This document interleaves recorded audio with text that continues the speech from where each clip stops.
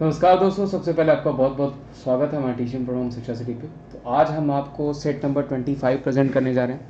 बहुत अच्छे अच्छे क्वेश्चन है इसमें भी, तो क्वेश्चन को ध्यान से देखिएगा। जो भी एक्स्ट्रा डिटेल्स बताई जा रही है उनको नोट डाउन करिएगा। प्लस आप ये प्लेलिस्ट ज्वाइन कर लीजिए जिसमें करंट अफेयर की प्लेलिस्ट, स्टैटिक जीके की प्लेलिस्ट, प्लस जीए जीके की भी प्लेलिस्ट आपके लिए बना दी गई, ताकि ज़्यादा से ज़्यादा क्वेश्चन और ज़्यादा से ज़्यादा सेट जो है आप दे पाएँ, जो कि लेखपाल के लिए, एमटीएस के लिए, सारे एग्जामिनेशन के लिए इंपॉर्टेंट है। ठीक है, चलिए स्टार्ट करते हैं।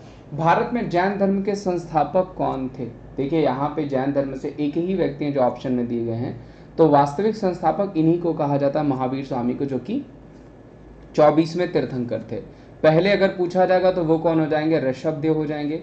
23वें पूछा जाएगा तो वो कौन हो जाएंगे? पार्श्वनाथ हो जाएंगे। इनके बारे में भी पूछा जाता है। और 25वें पूछा जाएगा कि महावीर स्वामी जी के पास किसको बनाया गया?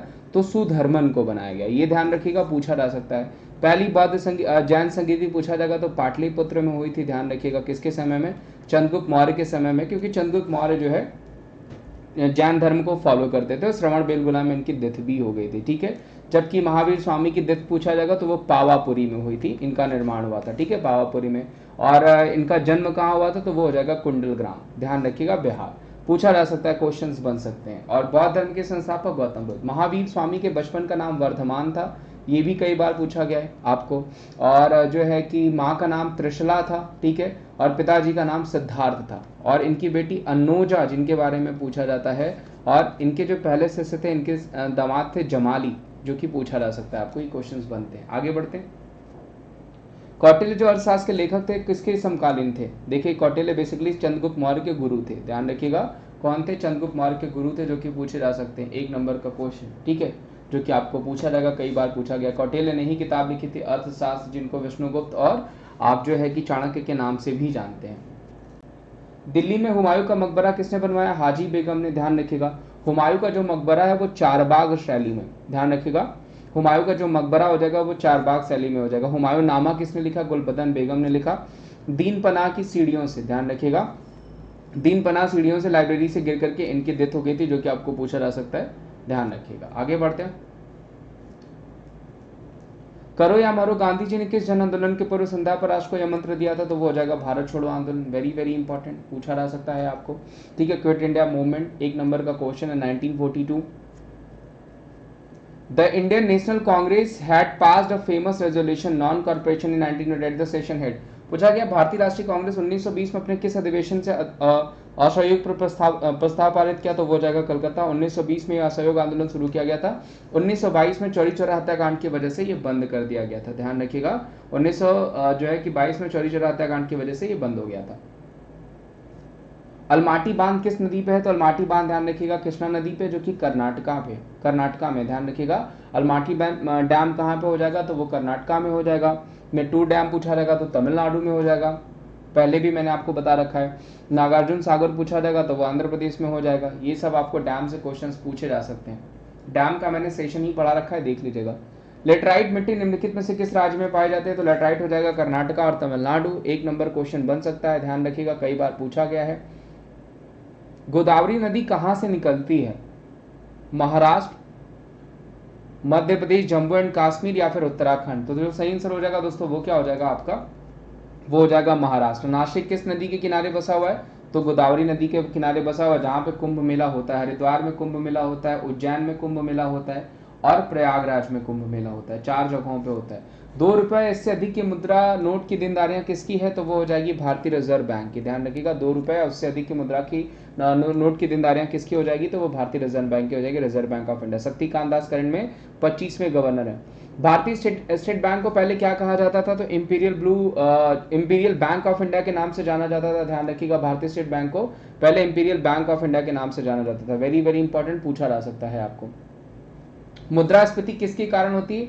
इन्फ्लेशन इज कॉज्ड बाय, तो मालों की आपूर्ति में वृद्धि के, यानी increase in supply of goods, या फिर सरकार के साथ नकदी वृद्धि में, increase in cash with the government, या फिर डिक्रीज इन मनी सप्लाई, पैसे की आपूर्ति में, या फिर इंक्रीज इन मनी सप्लाई, पैसे की आपूर्ति में वृद्धि। तो जो सही आंसर हो जाएगा वो हो जाएगा पैसे की आपूर्ति में वृद्धि के कारण मुद्रास्फीति का कारण होता है। राज्यसभा का पदेन सभाध्यक्ष कौन होता है? देखिए मैंने हमेशा बताया कि जो वाइस प्रेसिडेंट होते हैं वो हमारे क्या होते हैं, तो वो हमारे पद इन एक्स ऑफिशियो होते हैं, जो कि 64 आर्टिकल में कहा गया है। ध्यान रखिएगा 64वें आर्टिकल में वाइस प्रेसिडेंट को सभापति बनाया गया। करंट में वेंकैया नायडू सभापति हैं और राज्यसभा के, और हरिवंश नारायण कौन हो जाएंगे, उप सभापति हो जाएंगे। 6 साल का कार्यकाल राज्यसभा का होता है और राज्यसभा एक परमानेंट हाउस है। ध्यान रखिएगा 12 लोगों को इसमें राष्ट्रपति अपॉइंट करते हैं।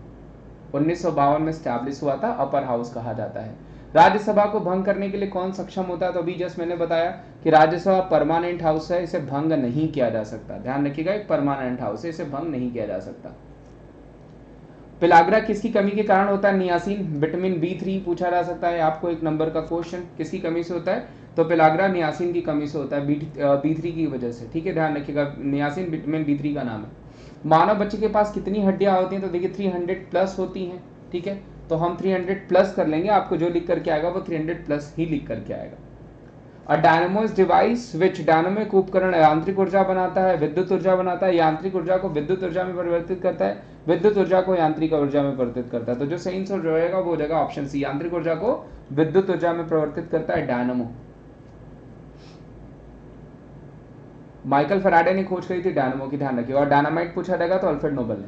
2021 केंद्र सरकार मध्य प्रदेश और उत्तर प्रदेश के बीच किन नदियों को जोड़ने का समझौता हुआ, तो वो हो जाएगा केन बेतवा। केन बेतवा नदियों को जोड़ने का समझौता हुआ था 2021 केंद्र सरकार के द्वारा मध्य प्रदेश और उत्तर प्रदेश के बीच।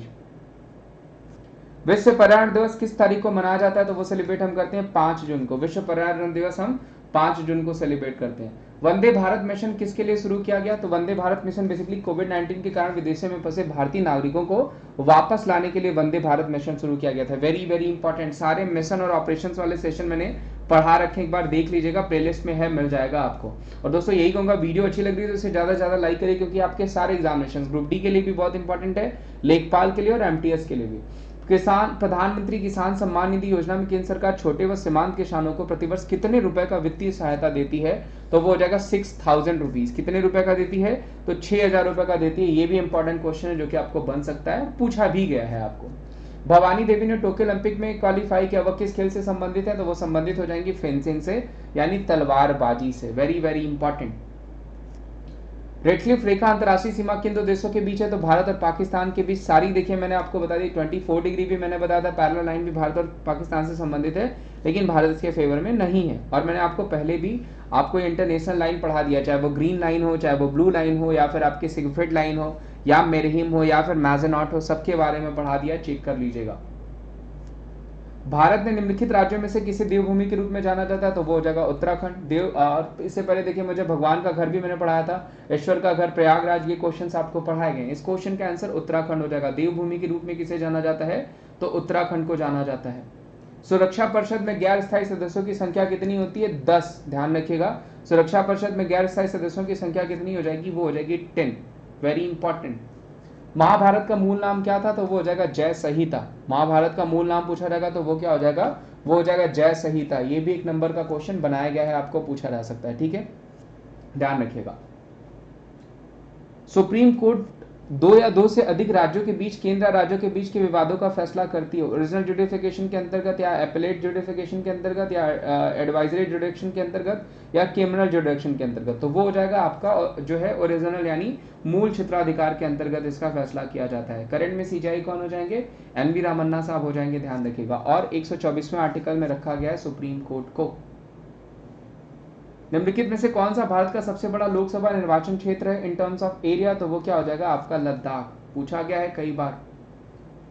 संविधान में DPSP को शामिल करने के पीछे निम्नलिखित में से कौन से मुख्य अवधारणा थी, नीति निर्माण के लिए मार्गदर्शक सिद्धांत, कल्याणकारी राज्य की स्थापना, सामाजिक एवं लोकतांत्रिक स्थापना, या all of the above. Very very important, क्या हो जाएगा आपका, ऑल ऑफ द एबव हो जाएगा सबके लिए। बेसिकली ये राज्य के इकोनॉमिक और जो है कि सोशल वर्क के लिए जो है, सोशलिस्ट के लिए जो है कि लॉन्च किया गया था DPSP। ध्यान रखिएगा, DPSP भाग 4 में रखा गया, 36 से 51 आर्टिकल में मेंशन किया गया और आयरलैंड से लिया गया है। ध्यान रखिएगा, पूछा जा सकता है आपको, एक नंबर का क्वेश्चन है, बढ़िया क्वेश्चन है। ठीक है, आगे बढ़ते। सिविल सेवा दिवस मनाया जाता है, कब मनाया जाता है, सिविल सर्विस डे सेलिब्रेट 21 अप्रैल, 24 दिसंबर, 12 अगस्त, या फिर 5 सितंबर। तो जो सही आंसर हो जाएगा वो क्या हो जाएगा, 21 अप्रैल को सेलिब्रेट किया जाता है, हम ऑब्जर्व करते हैं जो है कि सिविल सर्विसेज डे। ध्यान रखिएगा, सिविल सर्विसेज का जो क्रेडिट जाता है वो कार्नवालिस को जाता है। ठीक है, तो दोस्तों ये आज के क्वेश्चन थे। उम्मीद करता हूँ ये सेशन आपको अच्छा लगा होगा। अगर सेशन अच्छा लगा होगा तो मैं यही कहूँगा ज़्यादा से ज़्यादा लाइक करिएगा, चैनल पर नए हैं तो चैनल को जरूर सब्सक्राइब करिएगा और वीडियोस को ज़्यादा से ज़्यादा शेयर करिएगा, ठीक है। और उसके अलावा अगर आपको वीडियो अच्छी लगती है तो इसे ज़्यादा से ज़्यादा शेयर करिए। मैं और भी बहुत सारे सेशंस आपको प्रेजेंट करते रहता हूँ, तो वो सेशंस भी आप जरूर देख लीजिएगा क्योंकि वो भी आपके लिए बहुत ज़्यादा इंपॉर्टेंट है। और उसके अलावा अनअकैडमी पे फ्री क्लासेस ज्वाइन करने के लिए आपको अनअकैडमी एप्लीकेशन इंस्टॉल करना पड़ेगा, जहाँ पे आपको टॉप एजुकेटर्स की तरफ से मेरी क्लासेस प्लस टॉप एजुकेटर्स वहाँ पे हैं, ठीक है। उनको जो है कि आप जा करके देख सकते हैं, उनकी फ्री क्लासेस देख सकते हैं। और यहाँ पे बहुत सारे सरप्राइजेज हैं, आप अनअकैडमी एप्लीकेशन इंस्टॉल करके वहाँ पे स्कैन करके भी चेक कर सकते हैं। आपको जो ऑफर्स हैं, जैसे विमरेज 14 कोड दिख रहा होगा, उससे 20% का आपको जो है कि ऑफ मिल जाता है।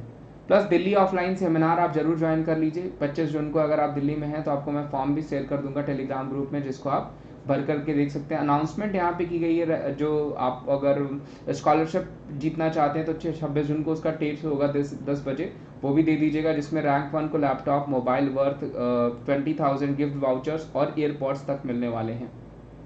टॉप एजुकेटर्स की तरफ से क्लासेस मिल जाएंगी, मेरी भी बहुत सारी क्लासेस मिल जाएंगी, आपको बैच कोर्स मिल जाएगा। सारे बैच कोर्सेज को आप ज्वाइन कर सकते हैं। हैंड रेज के ऑप्शन है, आप हैंड रेज करके वहाँ पे आपके जो है कि ऑप्शंस को चूज करके आप अपने जो भी डाउट्स उनको पूछ सकते हैं। प्लस वहाँ पे आपको 24 मंथ, 12 मंथ, 6 मंथ, 3 मंथ तक के सब्सक्रिप्शन ऑप्शन है, वो भी आप चूज कर सकते हैं। विमरेज 14 कोड यूज करके आपको डिस्काउंट मिल जाएगा। आज के लिए बस इतना ही दोस्तों, थैंक यू सो मच। मिलते हैं हम आपसे अगले सेशन में, तब तक अपना ध्यान रखिए।